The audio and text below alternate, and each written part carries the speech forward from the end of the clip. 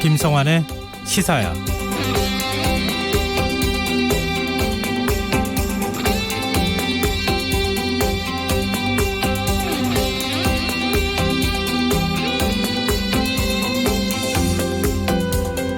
코로나19 대유행 선언 이후 세계 각국에서 사재기 열풍이 이어지고 있다는 소식 한 번쯤 들어보셨을 텐데요. 지금 해외에서는 마스크나 손 세정제 같은 방역 물품이 아닌 화장지 쟁탈전이 벌어지고 있다고 합니다. 미국에선 화장지가 떨어져 911로 신고가 접수되기도 했고, 한 대형마트에서는 마지막 남은 화장지를 차지하기 위해 주먹 다툼을 벌이는 사건까지 발생했다고 하는데요. 영국, 홍콩, 일본에서는 화장지 구매 개수까지 제한하고 있는 실정이라고 합니다. 갑자기 무슨 소린가 하시는 분들이 계실 텐데요. 이런 상황이 빚어지게 된 배경은 바로 가짜뉴스 때문이라고 합니다. 화장지와 마스크가 같은 원료로 만들어진다는 확인되지 않은 사실이 사람들의 불안감을 부추긴 겁니다. 이런 웃지 못할 소식을 접하면서 우리 국민들의 성숙한 시민의식에 다시 한번 감탄을 하게 됩니다. 국내에서 첫 확진자가 발생한 지 2달가량 됐지만 사재기는커녕 마스크 양보운동, 착한 임대료 운동 같은 나눔 움직임이 확산되고 있는데요. 이런 상황이라면 멀지 않은 시점에 코로나19를 극복할 수 있지 않을까요? 시사평론가 김성환입니다. 국내 증시가 급락한 가운데 문재인 대통령이 오늘 경제 주체 원탁회의를 열었는데요. 잠시 후 뉴스야에서 자세한 내용 살펴보겠습니다. 더 깊이 있게 들여다보는 인터뷰 시간에는 코로나19로 어려움을 겪고 있는 농민들을 돕기 위해 감자 판매에 직접 나선 최문순 강원도지사와 자세한 이야기 나눠보겠습니다. 김성환의 시사야는 청취자 여러분의 참여를 기다립니다. 오늘 방송 내용과 관련해 의견 있으신 분들은 문자 보내주십시오. 당첨된 분들께는 모바일 상품권 보내드릴 텐데요. 참여하실 번호는 샵 9730이고요. 짧은 문자는 50원, 긴 문자는 100원의 이용료가 부과됩니다.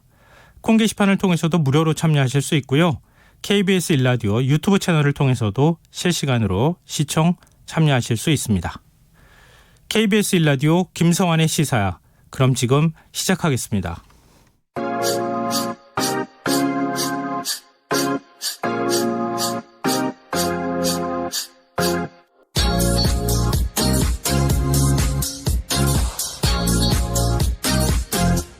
KBS 일라디오 김성환의 시사야.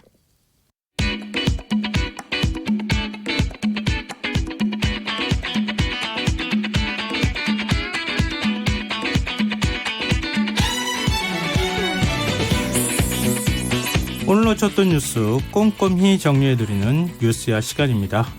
오늘은 김민하 시사평론가 나오셨습니다. 안녕하세요. 안녕하세요. 오늘도 먼저 코로나19 현황부터 살펴볼까요? 오늘 0시 기준으로 코로나19 확진자는 93명 늘었고요. 이로써 이제 국내 확진자는 모두 8,413명이 됐습니다. 그리고 뭐 지역별로 볼 때 대구에서 46명, 경북에서 9명 이렇게 늘어나서 상당수 차지하고 있고요. 그다음에 국내 입국 검역 과정에서 확진 판정을 받은 사례가 5건이 나와서 이 해외에서 유입되는 경우 이거에 대한 주의가 좀 더 필요하겠습니다.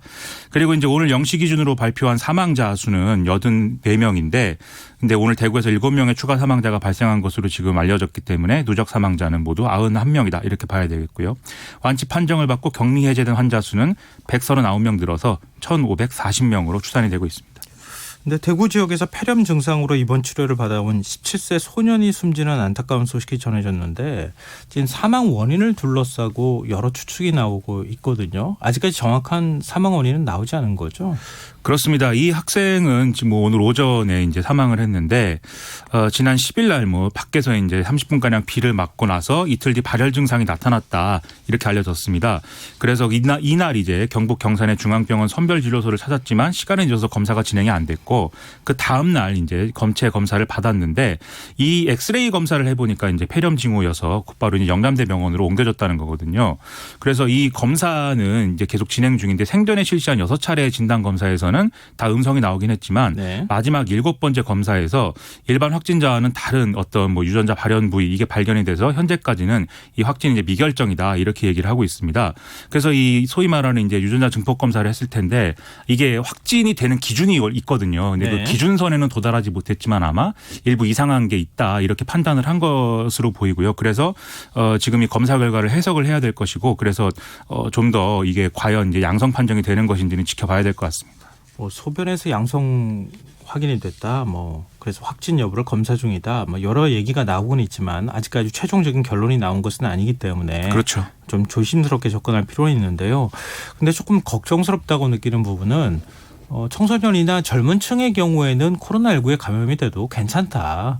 뭐 지난번에 이제 완치 환자가 얘기했던 것처럼 조금 독한 독감 정도 알았다고 느꼈다. 뭐 이런 얘기를 했잖아요. 그런데 지금 17세 소년이 숨졌다고 하는 것 때문에 아마 그런 부분에 있어서 불안감을 가지시는 분들이 있을까 봐 좀 걱정이 되기도 합니다. 그렇습니다. 이게 젊은 층은 말씀하신 대로 이제 괜찮다고 해서 약간 안심되는 뭐 그런 부분도 있었는데 일부 이제 사례에서는 사실 어떤 면역 기능이나 이런 것이 오히려 좀 잘못 이제 발현이 돼서 오히려 치명적인 결과가 나타나는 뭐 사례도 있다고는 하거든요. 그래서 그런 부분에 대해서 이제 예외적인 사례가 여기에 해당되는지 여부를 아마 질병관리본부도 판단할 것 같습니다. 뭐 워낙 뭐 그 건강하기 때문에 면역 기능이 한꺼번에 폭발하듯이 작동하는 경우도 있다. 뭐 이렇게 또 전문가가 설명하기도 하더라고요. 그렇습니다. 그런 부분에 대해서 이번에 뭐 우려하는 분들이 굉장히 많기 때문에 원인 조사가 좀 정확하게 나왔으면 좋겠습니다. 그리고 좀 걱정스러운 부분은 대구 지역 요양병원에서 코로나19 확진 환자들이 대거 확인이 된 거예요. 지금 소규모 집단 감염 사례가 지금 대구 지역을 중심으로 해서 속속 확인이 되고 있어요. 그렇습니다. 이 대구 지역의 한사랑 요양병원이 이제 코호트 격리에 이제 들어갔는데 여기 이제 주로 치매 노인들이 입원해 있다고 하고요. 환자가 117명이 이제 입원해 있고 의료 종사자 71명이 근무하고 있다. 이렇게 지금 알려져 있습니다. 그래서 이틀 전에 간호과장이 코로나19 확진 판정을 받아서 그다음에 전수조사를 진행을 했는데 그렇게 해보니까 74명이 이제 추가 확진이 된 거다 이런 거고요. 그리고 이제 이 환자 57명은 오늘 중에 다른 병원으로 옮길 계획이고 확진자 4명은 이제 뭐 다른 병원에 입원해 놓은 상황인 것이죠. 그리고 이제 10명은 생활치료센터 입소했다고 하고요. 그래서 이제 그 병원 전체 격리하고 역학조사를 진행 중인데 좀 뭐 늑장 대응 뭐 이런 얘기도 나오고 있습니다. 최초 증상이 나타난 환자가 지난 10일 이전에 이제 의심 증상이 나왔는데 자가격리나 이제 검체 조사가 안 됐다 이런 거거든요. 사실 이제 요양병원의 경우에는 사실 워낙 이제 그 신체적으로 이제 약화되어 있는 그런 환자들이 많고 좀 여러 가지 증상들이 늘 있기 때문에 아마 그런 부분에서 좀 빠른 대응이 안 됐던 거 아니냐 이런 얘기도 나오고 있습니다. 그리고 이렇게 이 병원뿐만이 아니라 다른 요양병원 4곳에서도 사실 13명의 추가 확진 사례가 새롭게 확인이 됐는데 이것도 지금 전수조사가 다 끝난 게 아니어서 추가 집단 감염 사례 더 나올 수 있다고 하거든요. 특히 요양병원이나 이런 곳은 우리가 사태 초기부터 사실은 이렇게 좀 집단 감염이 일어날 수 있는 어떤 그렇죠. 그런 우려가 있다고 했는데 참 이렇게 실제로 발생했기 때문에 여러모로 우리가 알았는데도 막지 못한 결과가 돼서 여러모로 안타깝습니다. 워낙 뭐 대구 지역에서 확진자가 폭발적으로 늘어나는 상황이었기 때문에 다 일일이 이렇게 역학조사를 하기는 쉽지 않았겠지만 조금 더 빨리 이런 부분들이 확인이 됐더라면 하는 아쉬움은 여전히 좀 남는 것 같습니다. 그렇죠. 네. 그리고 집단 감염이 일어난 경기도 성남 분당 재생병원의 이영상 원장도 오늘 확진 판정을 받았는데 이 원장이 중앙재난안전대책본부 김강립 1총괄 조정관이 주재한 병원장 간담회에 참석한 것으로 지금 알려지고 있어요. 그렇습니다. 이 김강립 1총괄 조정관이 이제 복지부 차관인데 그러면 이제 이분도 사실은 뭐 코로나19 감염 가능성 이런 것들을 우려를 해야 되는 상황이 된 거죠. 네. 그래서 이제 김강립 차관은 지금 이제 2주간 자가격리에 이제 들어가 있는 이런 상황이라고 합니다. 근데 이게 뭐 어떤 확진이 됐다 뭐 이런 건 아니고 일단 선제적으로 들어간 것이고 확진이 됐는지 여부는 이제 검사 결과가 나와야 아는 것이기 때문에 좀 지나치게 뭐 우려할 필요까지는 없다 이렇게 얘기는 하지만 그래도 이제 불안한 마음 어쩔 수 없는 것 같습니다. 그럼 복지부는 어떻게 대응을 해야 되는 겁니까? 이렇게 되면 일단 뭐 예방 차원에서 자가격리에 이제 들어가긴 하지만 그 업무 자체는 이제 누군가 또 해야 되지 않습니까? 네. 그래서 이제 보건의료정책실장 노홍인 실장이 이제 그 자리를 이어받는다고 하고요. 그다음에 원래 이제 김강립 차관이 이제 중대본 브리핑을 해왔는데 이것도 이제 윤태호 방역총괄반장이 한다 이렇게 얘기하고 있습니다. 외국 얘기도 좀 같이 섞어서 좀 얘기를 했으면 좋겠는데 코로나19 확산을 막기 위해서 세계 각국이 지금 국경을 봉쇄하고 있는 상황 아니겠습니까? 지금 외국에 나가 있는 우리 국민들이 지금 오도 가도 못하는 상황에 처해 있고 어찌 보면 감염이 확산되고 있는 상황에서 위험한 상황에 처해 있다고도 할 수 있는데 정부가 페루를 비롯해서 해외에 고립된 우리 교민들의 귀국을 돕기로 했다고요? 그렇습니다. 이제 페루, 그다음에 필리핀, 이탈리아 이런 데 지금 대책이 좀 필요한 상황이다 이렇게 봤는데 페루 정부가 현지 시간 지난 17일에 국경을 폐쇄했거든요. 그래서 이제 우리 관광객 150여 명의 발이 묶여 있는 상황이고 그다음 이 중에 84명은 수도 리마에서도 이제 멀리 떨어져 있는 쿠스코에 머물고 있기 때문에 상당히 좀 우리가 이제 귀국시켜야 되는데 여러모로 지금 난관이 많은 그런 상황입니다. 네. 그래서 외교부가 오늘 브리핑한 바에 따르면 조기 귀국을 희망하는 이제 우리 한국인이 140명 정도 된다고 하거든요. 그래서 임시 항공편을 투입한다든지 이런 걸 통해서 이제 데려오는 방법을 지금 강구하겠다 이렇게 얘기를 하고 있고요. 그다음에 필리핀의 경우도 지금 상당히 이제 필리핀의 경우에는 우리나라 사람들 많이 체류하고 있지 않습니까? 네. 근데 이제 북부의 루선섬이 17일부터 봉쇄됐기 때문에 교민사회에 이제 비상이 걸렸다고 하고요. 외교부가 파악을 해보니까 이제 돌아오고 싶어하는 우리 국민이 한 1,200명 정도 된다고 하는데요.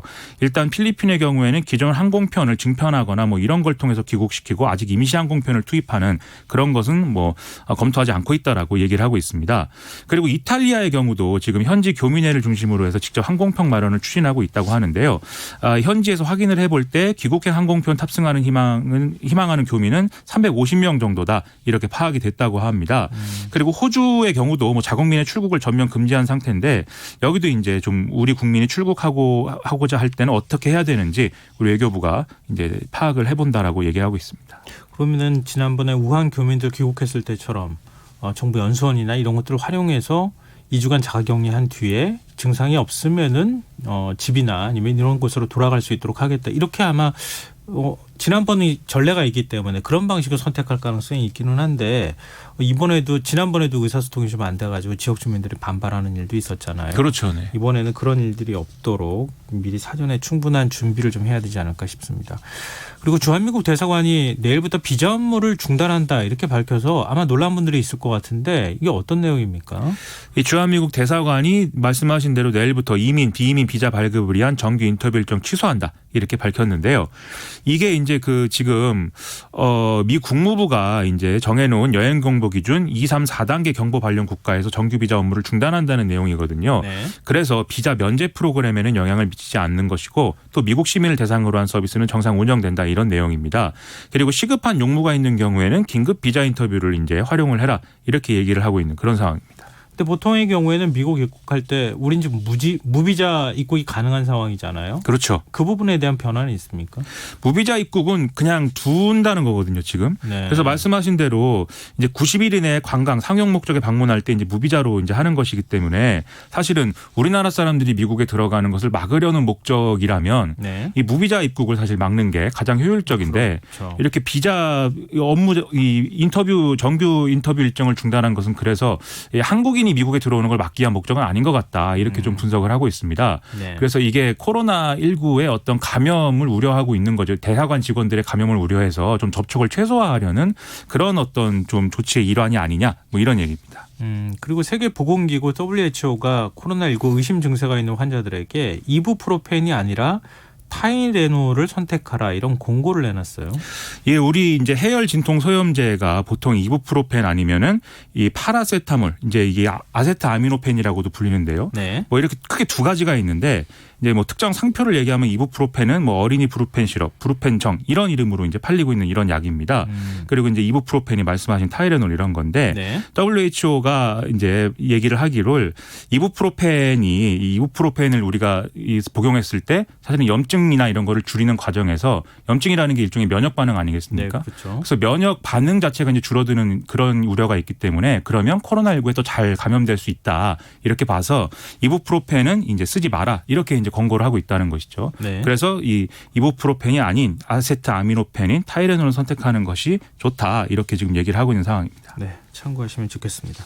그리고 내일 아침에 전국적으로 태풍급 강풍이 불 것이다 이런 예보가 나왔는데 지금 어느 정도 강한 바람이 불길래 이렇게 예보를 합니까? 내일 이제 오전 6시부터 오후 6시까지 강원 영동의 경우에는 최대 순간 풍속이 초속 35m를 넘는 이제 강한 바람이 불 걸로 예상이 된다고 하고요. 네. 그 밖에 전국을 따져도 시속 한 25m 아니 초속 25m 이상의 매우 강한 바람이 불겠다라는 게 지금 이제 그 판단입니다. 그래서 보통 태풍의 경우가 바람이 초속 17m 이상이기 때문에 이 태풍보다도 강한 어떤 바람이 부는 것이고 전국 대부분 지역에 강풍특보가 지금 발표될 것으로 예상이 되는 상황이거든요. 네. 이렇게 되면 지금 이제 드라이브스루 차량 이용 선별진료소의 경우에 상당히 좀 위험해질 수가 있는데 이렇게 좀 야외에 이제 텐트의 형태로 설치되어 있는 곳이 대부분이고 또 컨테이너 구조도 이 컨테이너 구조라고 할지라도 이런 강풍에는 취약할 수 있기 때문에 사실 이제 운영을 중단해야 되는 그런 상황이 될 수 있다는 것이죠. 네. 더군다나 검체를 채취했을 때 검체가 바람에 의해서 뭐 오염될 가능성도 있고 뭐 검체 채취 자체가 원활하지 않을 수도 있기 때문에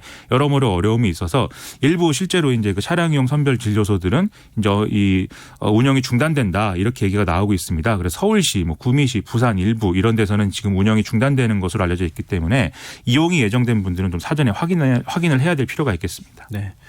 그리고 코로나19로 인한 금융시장 불안이 지금 계속되고 있어요. 좀 코스피 지수가 급락하면서 1600선까지 지금 무너진 상황인 거죠. 그렇습니다. 장 초반에는 좀 괜찮았는데 오후에 갑자기 급락세로 돌아서서 한 5% 가까이 떨어져서 뭐 1590대까지 밀렸다가 이제 회복을 약간 하고 뭐 이렇게 이제 끝난 건데 지금 여기를 보면은 외국인과 기관이 이제 각각 5,800억 원, 4,300억 원어치를 순매도하면서 주가가 이제 떨어진 이런 상황입니다. 그리고 마찬가지로 코스닥도 5% 넘게 하락하면서 480대로 후퇴를 했는데 이 수치가 2013년 12월 이후 최저친 거거든요.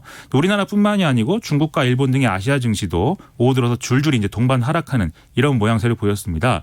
이게 지금 미국 트럼프 행정부가 우리 돈으로 한 1,200조 원 정도의 경기 부양책을 발표를 했는데 네. 사실 발표할 때는 이 미국 증시 반응이 괜찮았는데 이게 의회 통과 가능성 이런 것들이 어렵다라는 얘기가 나오면서 다시 이제 실망한 이제 그런 반응들이 나오면서 이게 이제 우리에까지 영향을 미친 걸로 지금 네. 보이거든요. 예. 그래서 계속 뭔가 미국이나 유럽에서 대책을 내놓으면 급등했다가 이 미국 증시나 이 해외 증시가 그런데 그게 또 어떤 문제가 있다고 하면 다시 급락하고 이런 것들이 우리한테 계속 부정적인 영향을 주고 있기 때문에 상당한 문제다 이렇게 볼 수가 있겠습니다. 네, 지금 주식시장이 변동성이 너무 큰 상황이기 때문에 주식 투자 지금 생각하시는 분들은 주의하셨으면 좋겠고 당분간 관망했으면 좋겠다 이런 전문가들의 조언이 나오고 있으니까요. 하여튼 투자하는 데 있어서는 굉장히 주의해야 될 시점이 아닐까 생각합니다. 그리고 금융위원회가 이렇게 금융시장이 특히 주식시장이 변동성이 커지는 부분에 대한 조치를 내놨죠.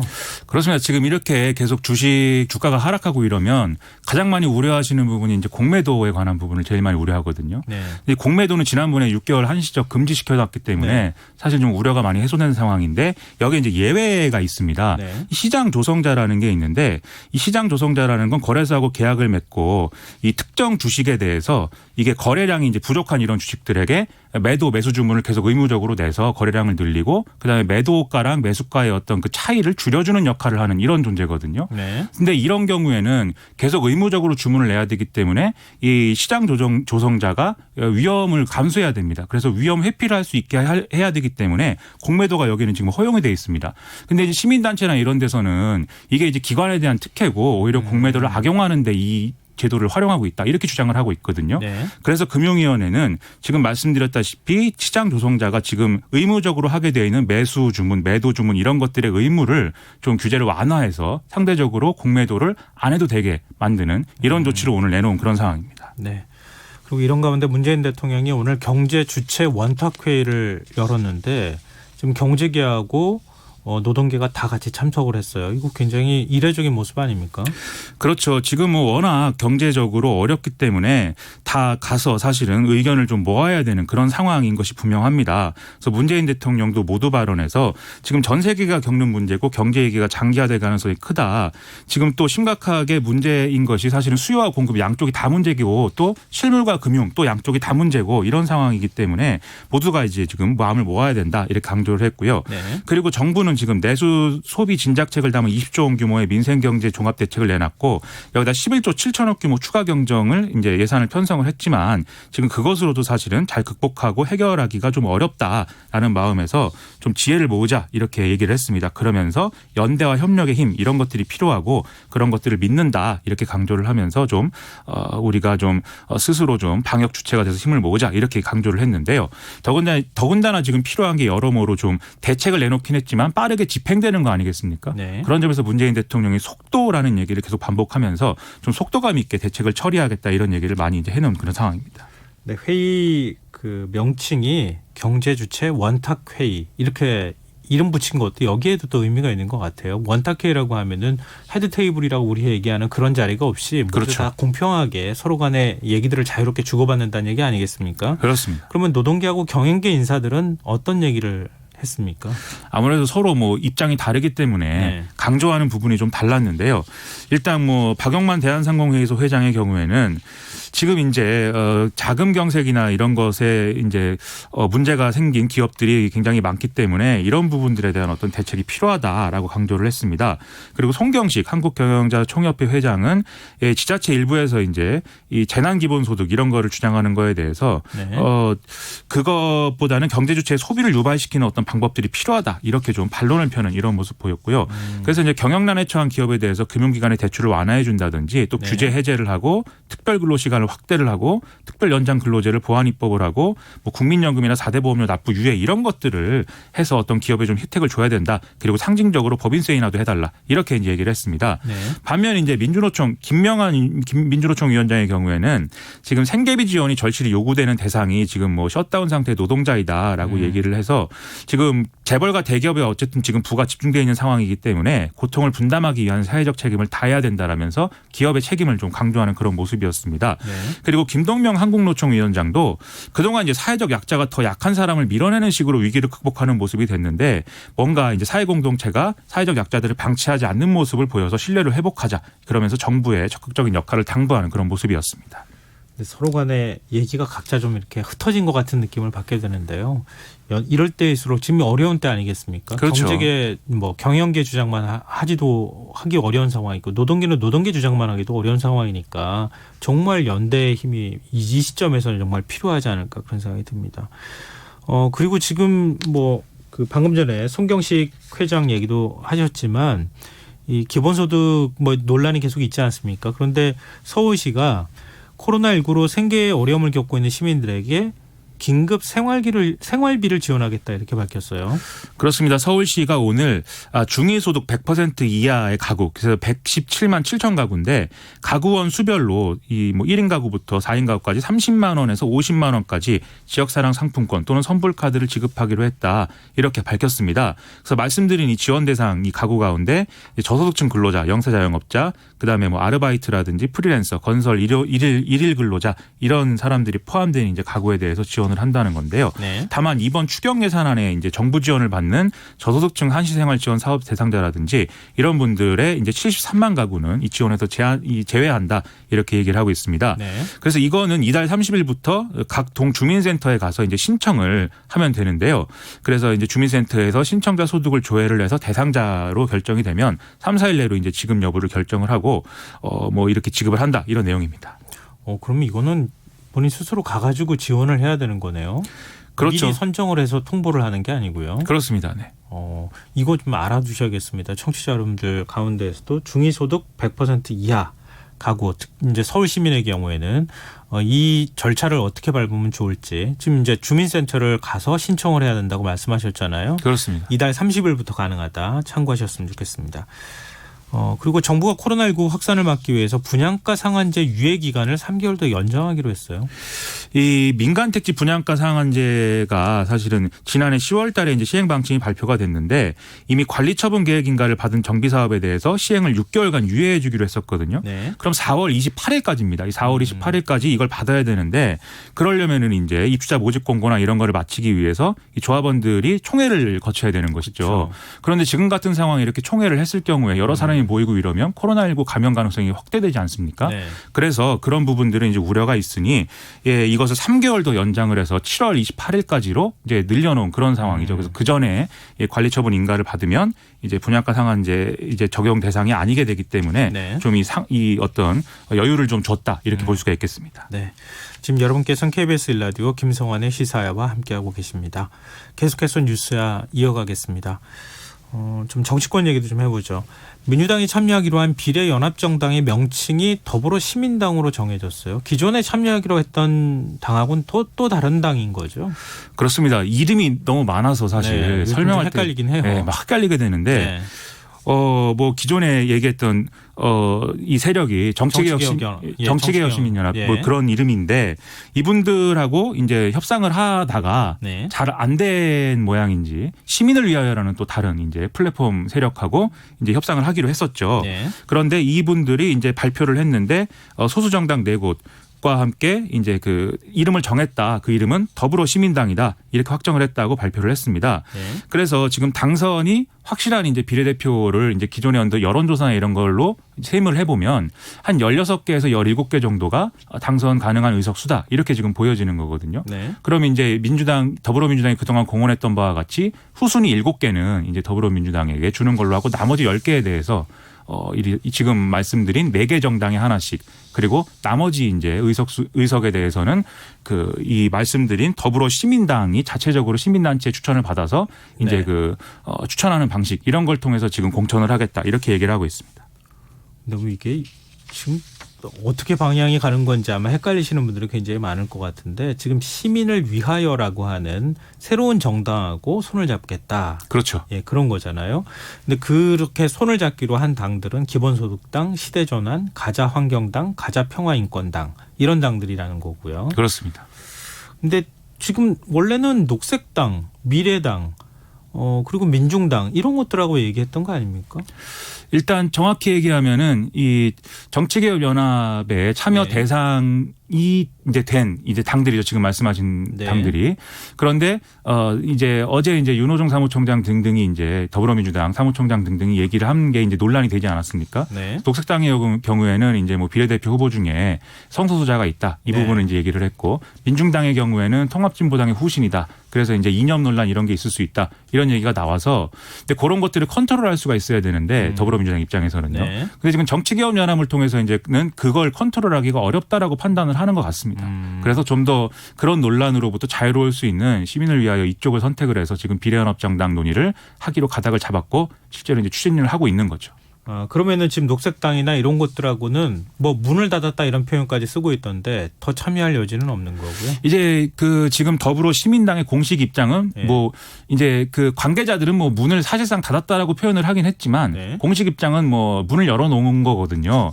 근데 녹색당과 미래당이 아마 요 저녁 때 입장을 이제 결정한 것으로 저는 알고 있습니다. 그래서 네. 참여하지 않는다라고 결정을 했기 때문에 아마 녹색당과 미래당은 뭐 여기 논의에서는 제외하는 걸로 그렇게 보면 되겠습니다. 민생당의 경우에도 지금 원래 정치개혁연합에 참여를 할 생각이었잖아요. 물론 이제 참여하는 것을 두고 당내 갈등이 굉장히 있기는 하지만 전반적으로 이제 참여하는 쪽으로 기울고 있었던 상황인데 민생당도 지금 어떻게 해야 되느냐 이런 논란이 있을 것 같고요. 그리고 의원들 간에 서로 의견도 안 모아지는 상황인 거죠. 그렇습니다. 어제 의원총회에서 이제 비례연합당에 참여하기로 이제 대략 의견을 모았는데 네. 이게 의원총회에서 결정될 수 있는 사안이 아니고 최고위에서 결정해야 된다 이런 반론이 나와서 그래서 오늘 이제 최고위에서 이제 이 안을 논의를 했습니다. 그런데 말씀하신 대로 과거 대한신당 그리고 민주평화당 계열들은 이 참여를 강하게 주장하고 있는 건데 바른미래당 계열들이 지금 반대하고 있는 거거든요. 네. 그래서 최고위에서도 사실은 이 안건이 다뤄지지 않아서 대한신당 민주평화당계 지도부가 따로 이제 최고위원회를 열고 그 자리에서 이제 결정을 이제 한 거죠. 그렇게 이제 비례연합정당 참여를 결정을 했는데 당연히 바른미래당계는 이 결정이 이제 위법한 것이다. 당규 위반한 것이다. 이렇게 주장을 하고 있고 그 주장을 하는 과정에서 이 지도부하고 당직자들이 이제 서로 입장이 다른 사람들이 모여서 이제 좀 몸싸움 가까이 되는 이런 상황까지 이제 이어졌다. 이런 얘기입니다. 네. 근데 민주당이 정치개혁 연합하고 선거 연합정당을 만들려고 했다가 지금 더불어시민당 쪽으로 급선회하면서 여러 가지 이제 논란도 나오고 있는 상황인데 정의당은 애당초 참여하지 않겠다 이렇게 선언을 하지 않았습니까? 그렇습니다. 정의당은 전략적 투표를 해달라 이렇게 진보적인 성향의 유권자들한테 호소하고 있는 상황이라고요. 그렇죠. 오늘 심상정 정의당 대표가 이제 관훈 토론회에 가서 이제 여러 가지 얘기를 했는데 지금 이렇게 얘기를 했습니다. 범민주 진영이 총선에서 이제 50% 이상 정당 득표를 할 것인데 지금 상황으로 보면 민주당이 한 40, 정의당이 한 10% 이렇게 이제 득표를 할 것으로 예상이 된다. 그런데 이제 그 좀 범민주 진영 유권자들이 민주당과 정의당을 20대 30 정도로 전략 투표를 해주면 정의당이 교섭단체가 될 것이다. 이렇게 이제 얘기를 했습니다. 그리고 더불어민주당의 경우에는 뭐 지역구에서 좋은 성과가 날 것이기 때문에 이걸 토대로 해서 이제 다음 국회에서 이제 좀 다당제 협력 정치를 통해서 민생을 더 잘 살필 수 있을 것이다 이렇게 주장을 했거든요. 네. 그러면서 사실 또 어떤 이해관계, 의석수의 어떤 그 이해관계를 따지자면 사실은 뭐 비례연합정당에 정의당도 참여하는 게 의석수의 확보나 이런 거를 극대화할 수 있는 전략일 수 있겠지만 그런 꼼수 정치는 동의가 안 되기 때문에 자신들은 뭐 정의당에 갈 길을 가겠다 이렇게 강조를 하는 그런 상황이었습니다. 네. 그런데 어떻게 20대 30을 어떻게 나눠서 지지를 해야 될 것인지는 저로서는 약간 그렇게 전략적으로 판단해 달라고 지금 얘기를 하고 의문이 있는 거죠. 투표용지에 20대 30을 하면 그것은 무효표가 될 수도 있는데 약간 걱정은 좀 됩니다. 네, 알겠습니다. 꼭 이상한 얘기를 뒤에다 한 번씩 붙이시는군요. 이 말을 듣고 약간 고개를 갸우뚱하게 돼서 예. 그냥 정의당을 지지해달라 이렇게 말씀하실 수도 있는데 20대 30을 얘기하셔서 약간 제가 궁금한 게 많아서 이제 말씀드렸습니다. 네, 알겠습니다. 미래한국당은 어떻게 되는 겁니까? 지금 비례대표 순번을 놓고 황교안 대표하고 한승규 대표가 갈등을 겪었다고 할 수 있는데 지금 공천 명단을 일부 수정하기로 했다고요? 그렇습니다. 이제 그 미래한국당도 이제 공관위가 있고 그 공관위가 결정한 이제 내용들을 가지고 최고위가 다시 이제 제의를 요구하거나 이렇게 할 수가 있는 구조라는 거거든요. 네. 근데 미래한국당이 결정한 이 비례대표 그 순번을 인정할 수 없기 때문에 다시 제의해달라고 요구를 하여서 네. 미래한국당의 최고위가 그 제의를 요구했고 그래서 이제 공병호 공관위원장 등이 이제 이거를 이제 재심의를 이제 할 것이다 이렇게 얘기를 하고 있습니다. 다만 이 재심의를 한 폭이 어느 정도인지 예를 들면은 지금 미래통합당의 경우에는 뭐 최소한 이제 뭐 6명 7명 이상이 돼야 된다 뭐 이렇게 주장을 하고 있는데 네. 그 폭이 어느 정도나 될지 이것은 뭐 지켜봐야 될 것 같고요. 미래통합당 일부에서 나오는 얘기는 만약 자신들의 뜻이 관철이 되지 않으면 비례정당을 다시 만들 수도 있다 뭐 이렇게 주장을 하고 네. 있는데 뭐 그게 현실화되기는 어렵겠지만 그 정도로 갈등이 좀 증폭될 수 있는 그런 상황인 것 같습니다. 이게 잘 봉합될 수 있을까요? 일단은 근데 봉합하지 않으면 이게 뭐 방법이 없는 것이기 때문에 어떤 수준에서든 이 비례대표 명단 자체는 좀 조정이 되겠지만 사실 이 과정에서 불거지는 여러 정치적 논란 때문에 네. 좀 어려운 상황들이 이어질 것 같습니다. 예를 들면 오늘 미래통합당의 공동선대위원장 중에 한 명인 박형준 전 혁신통합추진위원장이 굉장히 강하게 이제 비난을 했거든요. 미래한국당의 어떤 공천 과정이나 이런 것들에 대해서. 근데 사실은 형식적으로는 각각 다른 당이지 않습니까? 네. 아무리 뭐 지금 자회사 모회사 이런 얘기까지 나왔는데 다른 당의 어떤 공천에 대해서 이렇게까지 좀 강하게 얘기를 하는 것은 좀 어떤 그 당의 자유를 침해하는 이런 부분들이 있기 때문에 일부 시민단체가 고발을 하는 이런 상황까지도 이어지고 있습니다. 그러니까 지금 미래통합당에서 비례용 위성정당을 만들겠다고 하고 하니까 민주당도 우리도 하나 만들겠다 그러면서 왔다 갔다 하고 근데 애초에 만들겠다고 하는 당은 말을 안 듣는다고 해야 되나요? 이렇게 서로 간에 의사소통이 안 돼가지고 또 왔다 갔다 하고. 그렇죠. 참 이게 정치를 어떻게 바라볼지 유권자들의 눈을 좀 무서워해야 될 때가 아닌가 싶습니다. 그렇습니다. 오늘 뉴스야 여기까지 하겠습니다. 지금까지 김민하 시사평론가였습니다. 고맙습니다. 고맙습니다. 완자로 시작하는 말 완전히 완벽한 완두콩 완타치 김성환의 시사야. 평일 밤 10시 5분 여러분을 찾아갑니다. KBS 1라디오 김성환의 시사야. 이슈의 인물을 더 깊이 들여다보는 인터뷰 시간입니다. 코로나19 사태가 장기화하면서 외식 소비가 감소한 데다가 개학까지 연기되면서 지금 급식 식자재 수요가 없는 지역 농가의 근심이 깊어지고 있습니다. 이런 가운데 강원 감자 농가를 위해서 최문순 강원도지사가 발벗고 홍보에 나섰습니다. 10kg에 5,000원. 이 파격적인 가격만큼 반응도 뜨거운데요. 한번 직접 최문순 강원도지사를 연결해서 이 사연에 대해서 얘기를 들어보도록 하겠습니다. 지사님 안녕하십니까? 네, 안녕하십니까? 네. 오랜만입니다. 네, 오랜만입니다. 반갑습니다. 네. 반갑습니다. 네. 네, 이렇게 만나서 제가 대화를 나눌 줄은 몰랐는데요. 네. 지금 전국에 강원도 감자 열풍이 불고 있습니다. 인기가 정말 대단하던데요. 지사님께서 네, 이런 반응 네. 혹시 예상하셨습니까? 네, 뭐 전혀 예상 못했습니다. 저희들도 아주 뭐 놀라기도 하고 당황스럽기도 한데요. 네. 우선 뭐 고맙다는 말씀을 올립니다. 아주 어려운 시기를 지나고 있는데 어려운 사람들을 도우려는 마음이 이렇게 집단적으로 표현한 것 같아서 감자 농민들을 대신해서 아주 머리 숙여서 감사 인사를 먼저 올립니다. 지난 11월부터 시작해서 지금까지 얼마가 판매가 된 겁니까? 전체 이제 110만 상자가 있는데요. 네. 그 중에서 한 40만 상자 가까이 팔고 아직 70만 상자 가까이 남아 있습니다. 아직 많이 남아 있으니까 네. 관심 끊지 마시고 계속해서 좀 관심을 가져주시길 부탁해 올립니다. 아, 그러면 계속 판매를 하시는 거죠? 네, 뭐 그거 다 팔 때까지 해야 될 것 같습니다. 아, 네. 다 팔 때까지요? 아직 앞으로 많이 남았을 것 같은데요. 그렇습니다. 네.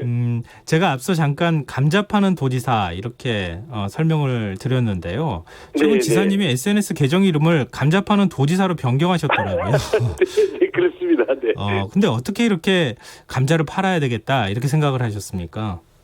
네, 조금 아까도 말씀하셨다시피 이제 코로나 바이러스 때문에 소비 활동이 뭐 대단히 위축되지 않았어요. 네. 우선 감자탕들을 많이 드셔주셔야 감자 소비가 많이 되는데 이 소비 활동도 위축되고 특히 이제 학교 급식이 중단되다 보니까 뭐 감자가 다 나가야 될 것들이 냉동 창고에 쌓여 있게 됐습니다. 근데 대개 이제 다른 해에는 이렇게 감자가 안 팔릴 경우에는 대형마트에다 저희가 부탁해서 파는 경우도 있는데 이번에는 뭐 대형마트까지도 좀 어려움을 겪고 있어서 그 온라인과 택배로 팔 수밖에 없는 이제 그런 상황이 됐었는데 네. 이렇게 반응이 뜨거울 줄 저희도 뭐 예상을 못했었습니다. 근데 지금 청취자 2047님께서도 문자를 주셨는데요. 강원도 감자 네네. 구입하려고 해도 클릭도 못하고 매진이에요. 이렇게 했거든요. 죄송합니다.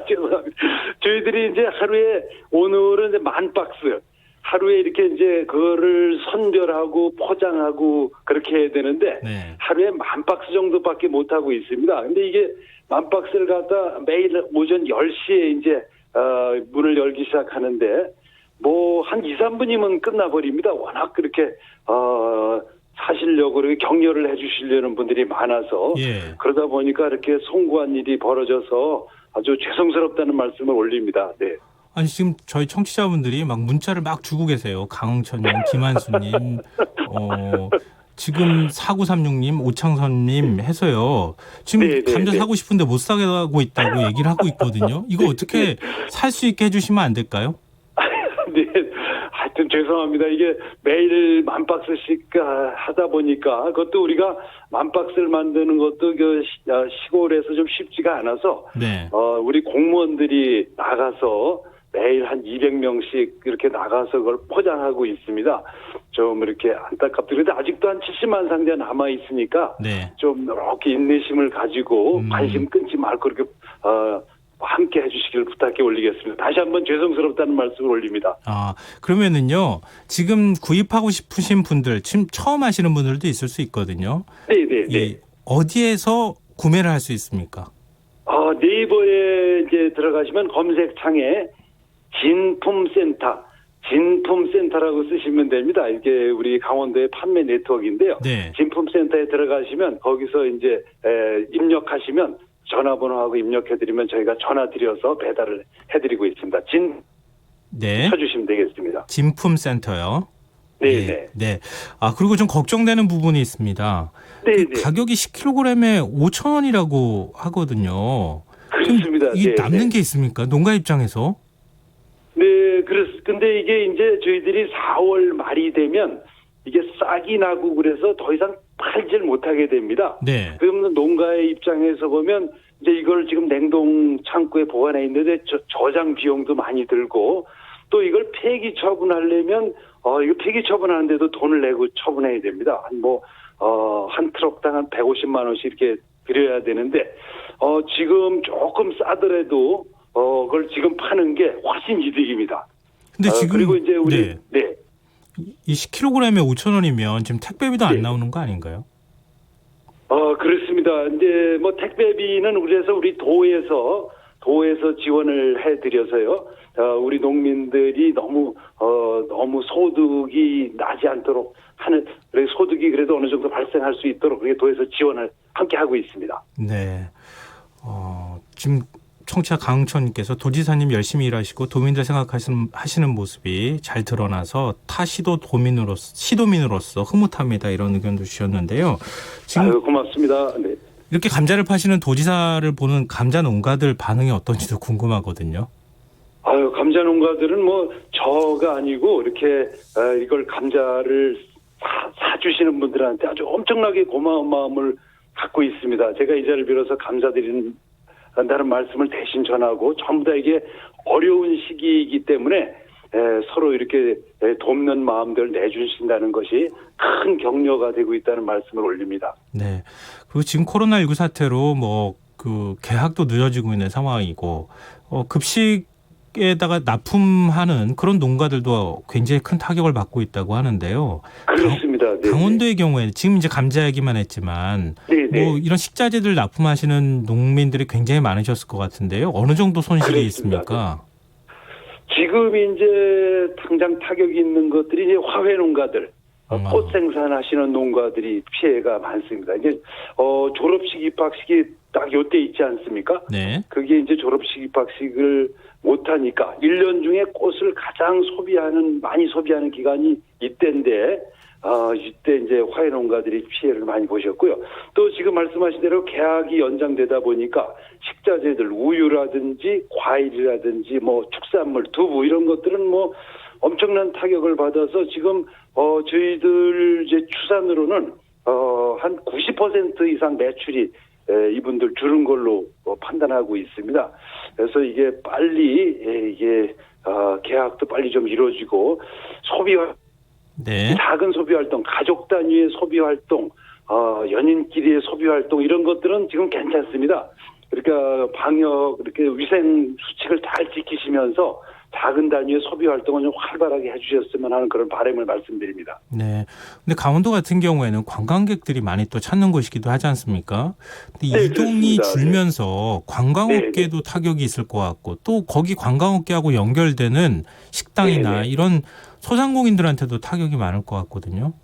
그렇습니다. 이제 관광업계에는 치명적인 타격을 입었고요. 지금 문을 벌써 닫은 데가 많고, 거기 종사하는 종사자들이 대부분 무급 휴직에 들어갔습니다. 그다음에 전세버스라든지 이렇게 대량으로 관광객을 실어 나르는 수송수단들도 거의 다 지금 멈춰서 있는 상태가 되겠습니다. 그냥 통계로만 보면 KTX로 내려오시는 분들의 한 60% 정도가 줄었습니다. 이제 통계로 그렇고 실제로 체감하는 피해는 좀 더 클 걸로 생각하고 있습니다. 네.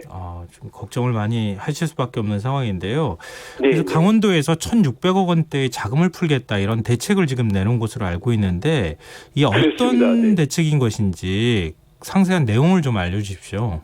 네, 요즘에 이제 SNS상이나 언론에서도 많이 보도가 되고 있는 건데요. 지금 그전에는 예를 들어 산불이라든지 수해가 나면 그것이 피해 지역이 이렇게 딱 정해져 있고 대상도 정해져 있습니다.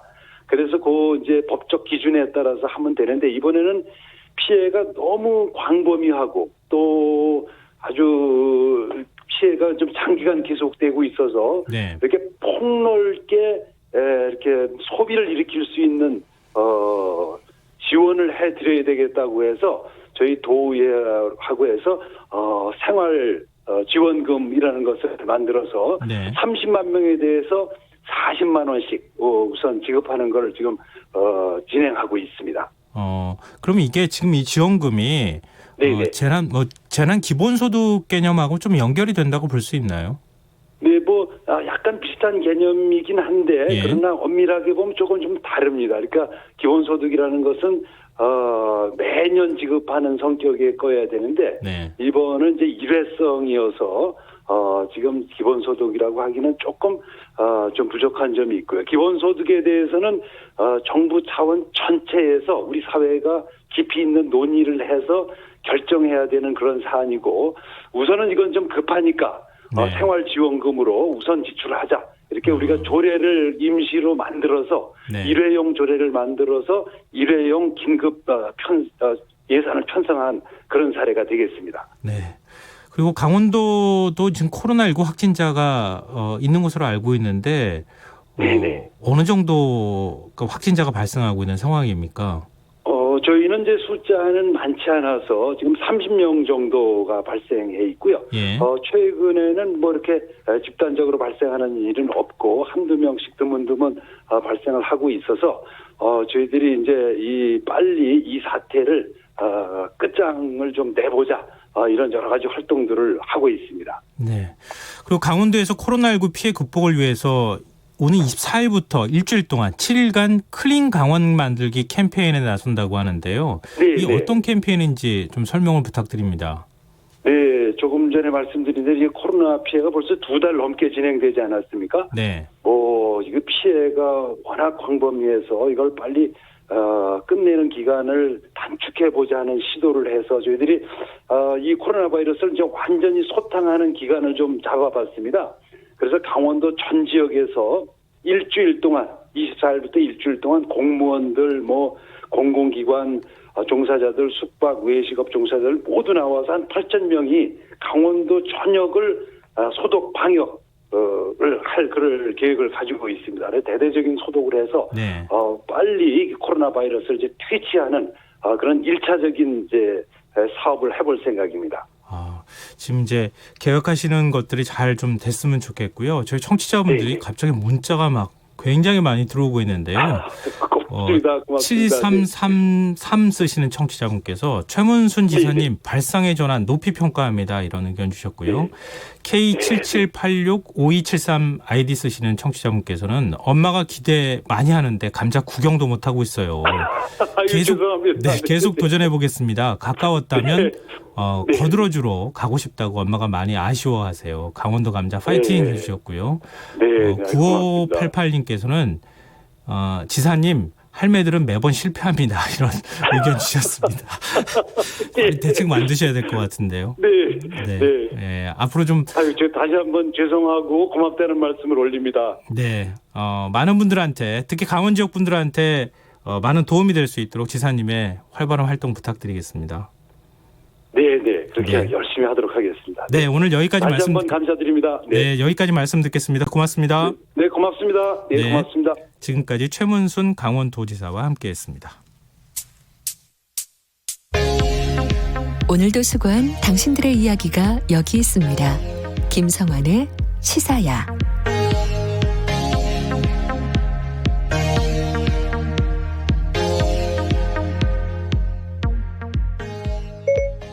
시사야, 네, 저 여기 있어요. 오늘 하루 AS 해줘. 네, 더 알고 싶은 이야기 놓쳤던 뉴스 제가 알려드릴게요.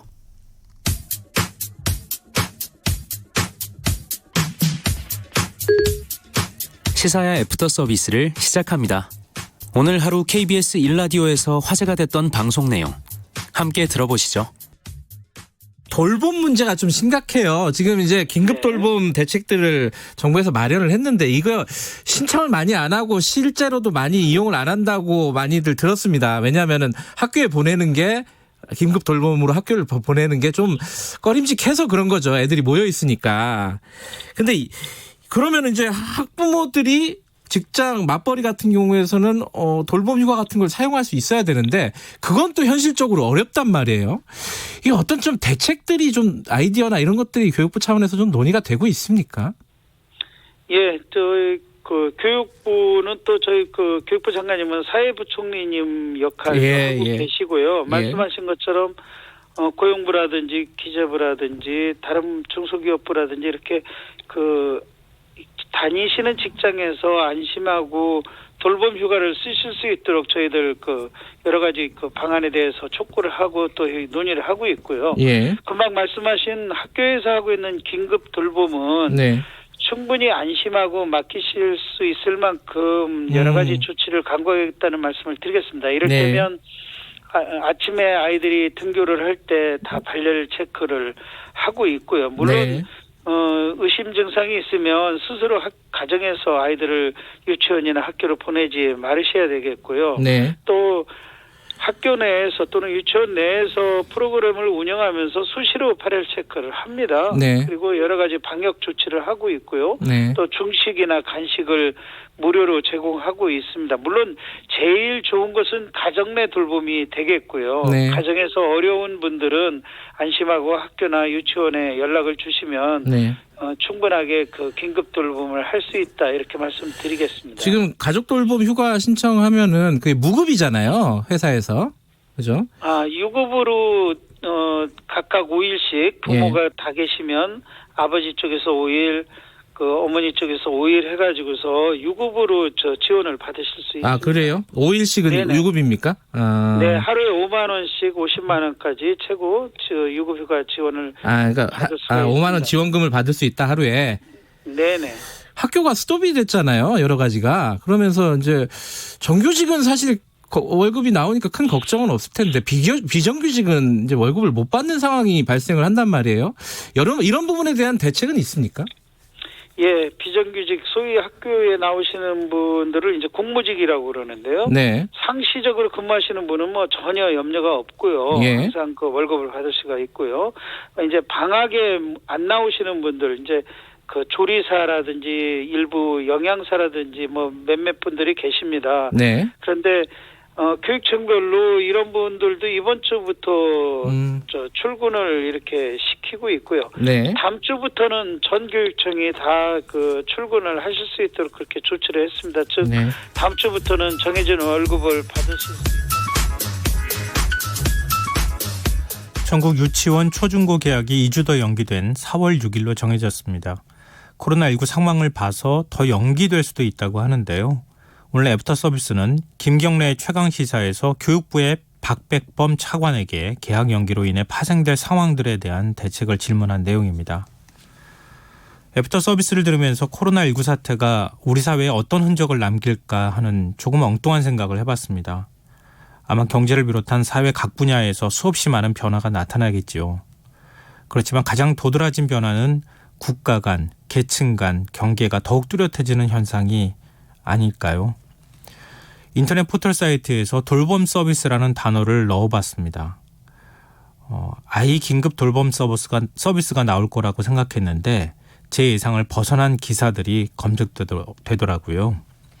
아이, 중증장애인, 영세 자영업자, 노인도 다 같은 노인이 아니었고요. 치매 노인, 독거 노인, 만 75세 이상 고령 부부, 조성가정 등등해서 우리 사회에 돌봄이 필요한 사람들이 이렇게 많았나 저도 놀랐습니다. 위기가 닥치면 가장 약한 곳이 먼저 피해를 입게 마련입니다. 개학 연기 결정 이후에 아이를 맡길 곳이 없어서 발을 동동 구르는 가정 역시 그 가운데 한 곳일 겁니다. 코로나19 사태는 어쩌면 이런 방식으로 국가와 사회의 역할이 뭔지 고통스럽게 우리에게 알려주고 있는 것인지도 모르겠습니다. 청취자분 문자가 또 들어와 있는데요. 2047님께서 내일 아무 피해 없이 태풍이 지나가면서 코로나19까지 데리고 간다면 얼마나 좋을까요? 요즘 경기가 더 악화돼서 너무 힘드네요. 모두들 힘내시길 바랍니다. 라는 의견 주셨습니다. 같은 마음입니다. 문자 보내주셔서 정말 고맙습니다. 계속해서 문자 참여하실 번호는 샵 9730이고요. 짧은 문자는 50원, 긴 문자는 100원의 정보 용료가 부과됩니다. 콩 게시판, 유튜브는 무료로 이용하실 수 있습니다. KBS 라디오 김성환의 시사 1부 순서는 여기서 마무리하고요. 전 11시 정각 2부에 다시 찾아오겠습니다.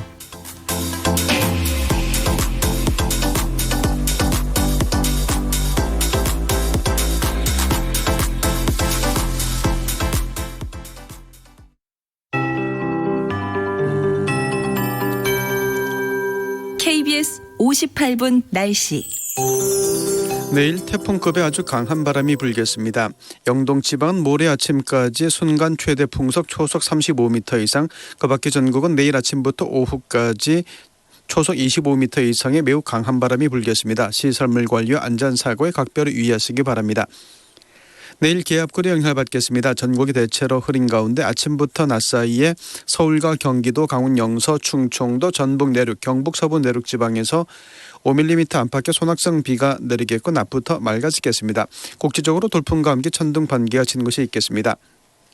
내일 아침 기온은 서울 8도 등 영상 1도에서 13도로 평년보다 높겠습니다. 하지만 낮 기온은 찬 공기가 유입되고 바람도 강하게 불어서 쌀쌀해지겠습니다. 중서부 지역 중심으로 평년보다 기온이 낮아지겠습니다. 인천 9도, 서울 10도, 대전과 세종 14도, 광주 15도, 대구 17도, 부산 제주 18도, 울산 19도가 예상됩니다. 모레는 다시 중서부 지방의 낮 기온도 15도 안팎까지 오르면서 기온 변화가 클 것으로 예상됩니다. 내일 미세먼지 농도는 오전까지 농도가 높다가 오후